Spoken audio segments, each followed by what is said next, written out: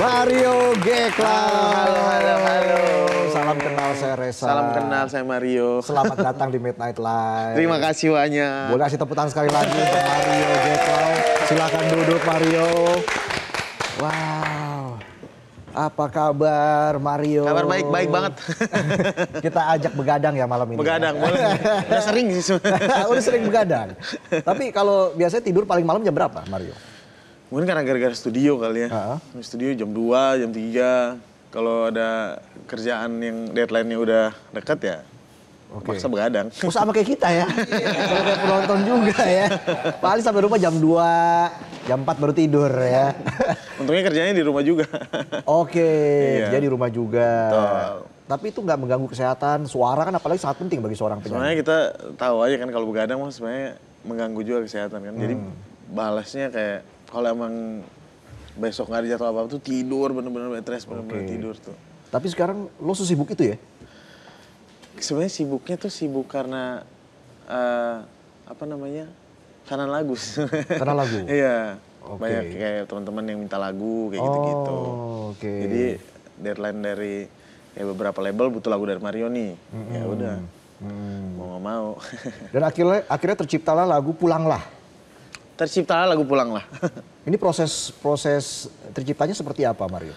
Lagu Pulanglah ini prosesnya nggak lama sih, sebulan ya hampir 2 bulanan lah.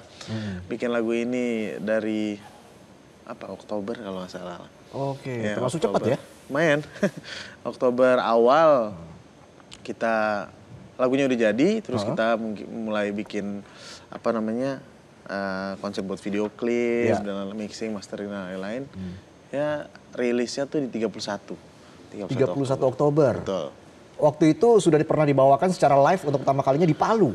Bahkan. Di Palu sebelum rilis. Sebelum rilis. Ya. Kenapa akhirnya membawakan itu? Mungkin waktu itu karena memang kita nyanyinya di salah satu mall dan di Palu tuh rame banget yang nonton, kita sama anak-anak juga jadi mengiyakan bilang yuk kita bawa aja yuk di Palu ini kayaknya seru dan kita sekalian kenalin nih single Mario nih yang akan rilis besok 2 hari lagi tuh waktu itu. Oke, jadi itu ibaratnya pengumuman resmi tuh di situ. Pengumuman resmi. Karena juga antusiasmenya kan luar biasa. Ya, karena lagunya cerita soal kerinduan juga kan dan kita tahu bahwa waktu itu Palu pernah bencana tsunami dan lain-lain kayak gitu kemarin. Mungkin ada rasa-rasa rindu yang pengen mereka teriakan gitu. Oke, tapi lo rindu gak sama Maumere? Rindu banget lah. Rindu banget. Kapan terakhir pulang? Terakhir udah lama banget lagi. 2022 kalau 2021. Wow. Iya. Lumayan lah, 3-4 tahun ya. 3-4 tahun yang lalu. Kangen sama Pantai Pasir Putih. Betul. Wah, indah sekali. Dulu masa kecil gimana Mario? Jadi Mario tuh tinggalnya, lahirnya di Maumere. Mario tinggalnya di Kupang sebenarnya. Oke. Jadi mama papa tuh masih di Kupang. Oh, di Kupang. Gitu. Tapi dulu yang paling diinget masa kecil? Nenek sama keluarga yang lain tuh masih di Maumere gitu. Yang diinget ya itu dia sih. Kita keluar sekilo juga dapat pantai kan, mainnya di situ aja. Anak pantai ya. Pantai Pasir Putih, wah luar biasa pemandangannya. Udah pernah ke Kupang, main lah. Ya mudah-mudahan ada waktu ke sana ya, amin. Mario. Tapi dulu siapa yang memperkenalkan kamu kepada musik? Masih inget nggak pertama kali? Musik tuh mama sih. Oh, oke. Mama suka musik, mungkin keluarga mama juga banyak yang nyanyi, mungkin turunnya dari situ kali. Kayaknya semua orang di sana suka nyanyi ya. Iya, hampir semua di NTT kayaknya suka nyanyi semua. Nyanyi, joget-joget. Nah, itu dia. Artinya budaya di sana juga mempengaruhi musikalitas kamu kan? Ya, bisa jadi begitu. Dulu orang pertama yang bilang suara kamu bagus siapa? Mama juga? Kayaknya mama deh, karena ini anak saya nih. Oh, oke. Sering dibawa gitu ya, dikenalin ke tetangga ya. Kalau ada acara 17-an mungkin ya. Ya bisa sih, bisa kayak gitu. Mario dari kecil emang yang dipaksanya itu sama mama terus. Oke. Padahal nyanyi biasa aja, dia bilangnya ke orang-orang, ini anak saya nih yang nyanyi nih gini. Ya ibu-ibu lah ya, ibu-ibu. Iya. Akhirnya kamu fokus bernyanyi. Mulai nyanyi tuh, mulai ikut-ikut lomba. Usia SMP. berapa tuh? SMP? SMP mulai ikut-ikut lomba. SMA mulai ngamen-ngamen di kafe kayak gitu-gitu. Oke, artinya kamu sudah terbiasa hidup sederhana dong ya? sangat terbiasa, sangat mendalami malah. Oke, seberapa dalam waktu itu? Kalau bahas hidup sederhana, emang Mario hidup dari keluarga kecil, bapak supir angkot, terus Mario ya sekalian nyambi bantu papa ya, ngamen di kafe-kafe, wedding kayak gitu-gitulah. Terus tamat SMA, langgar setahun kayak jenuh di Kupang, nyanyi di Kupang tuh kayak jenuh, terus ada pencarian bakat, ya udah Mario ikut salah satu pencarian bakat, berangkat ke Jakarta. Oke, dan sekarang kamu ada di titik ini, punya nama besar di Indonesia. Ya. Amin. Lagunya viral banget tuh, ya, sampai puluhan juta lah yang nonton. Pernah menyangka akan seviral ini, Mario? Pernah bermimpi dan sebenarnya seviral ini sih banyak juga yang lebih viral atau lebih ini, hanya bersyukur sih sampai di titik ini. Gitu. Oke, waktu kamu kecil pernah mengidolai musisi? Mario itu suka banget sama Kakak Glenn.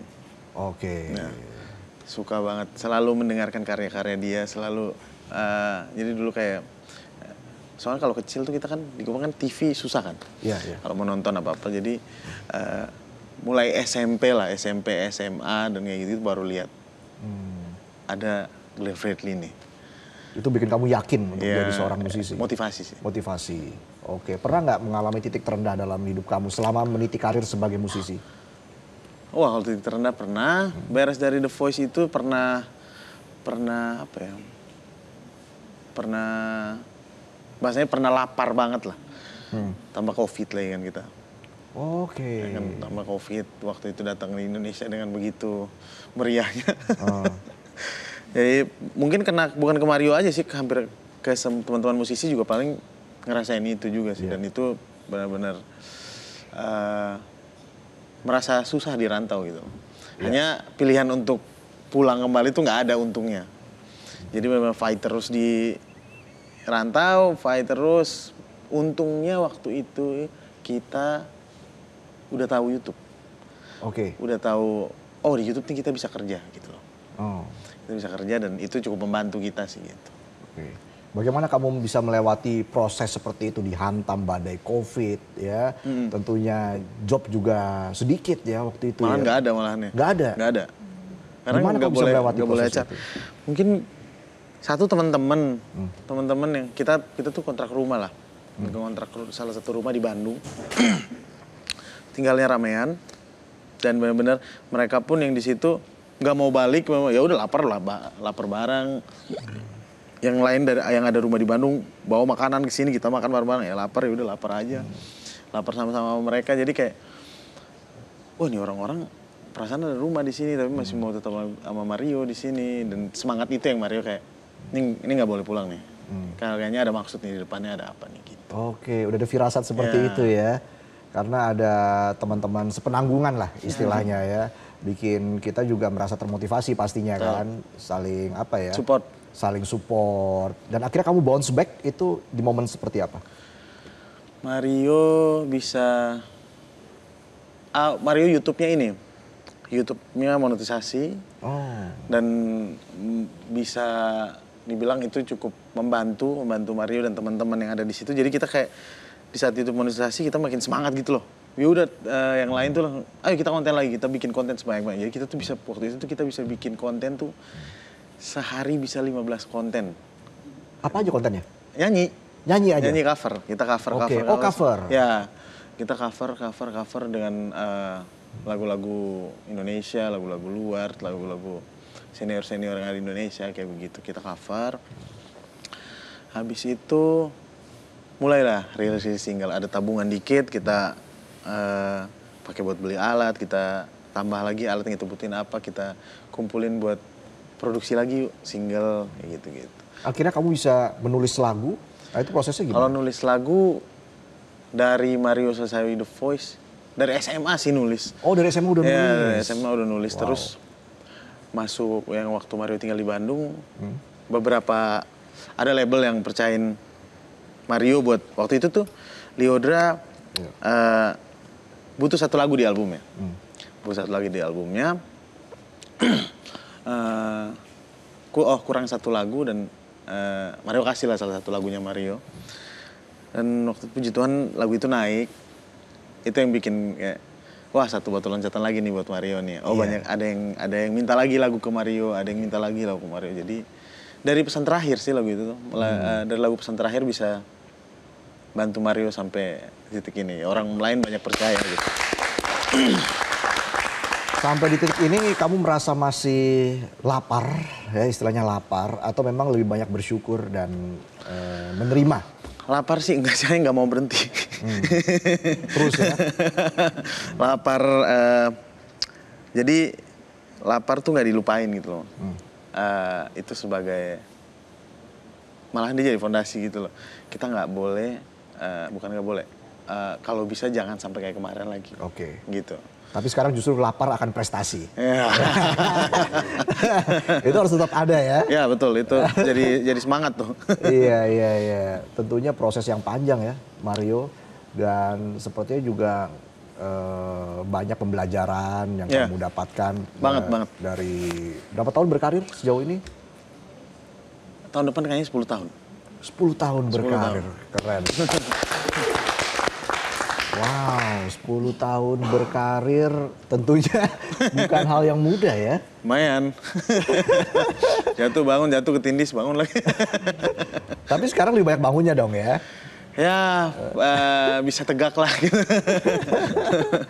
Kamu ingin diingat sebagai siapa nanti ke depan? Sebagai teman.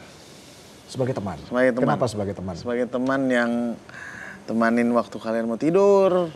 Sebagai teman yang kalian gabut nonton di TV, nonton di YouTube. Sebagai teman yang berterima kasih karena kalian sudah menikmati karya-karya saya.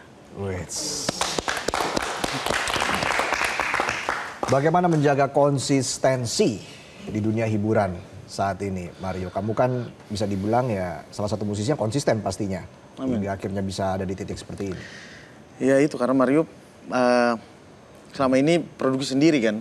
Jadi emang benar-benar apa yang terjadi di sosial media, apalagi trennya apa, ya kita ngejaganya dari situ gitu loh. Mengikuti tren yang ada, mengikuti teman-teman maunya kayak gimana. Jadi kita riset juga kayak dari tim. Oh, 2025 nih lagi kayak gini-gini nih. Nah, kita menjaganya ke situ ya. Karena kita mungkin wadah promo pure YouTube Mario doang kan. Jadi ya kalau riset harus benar-benar sih. Iya. Promo di Midnight Live juga bisa. Nah hari ini terima kasih banyak nih. Oh sama-sama. Kita juga berterima kasih banyak Mario. Dan Mario juga akan tampil sekali lagi. Keren kan? Itu dia. Harapan terbesar buat karir kamu ke depan terakhir Mario? Harapan terbesar semoga bisa masih tetap dan selalu menghibur banyak orang dan mungkin jadi berkat buat banyak orang. Sukses selalu, amin. Mario, untuk karir kamu. Sehat selalu ya, Mario. Amin. Dan ini dia persembahan dari Mario Geklau.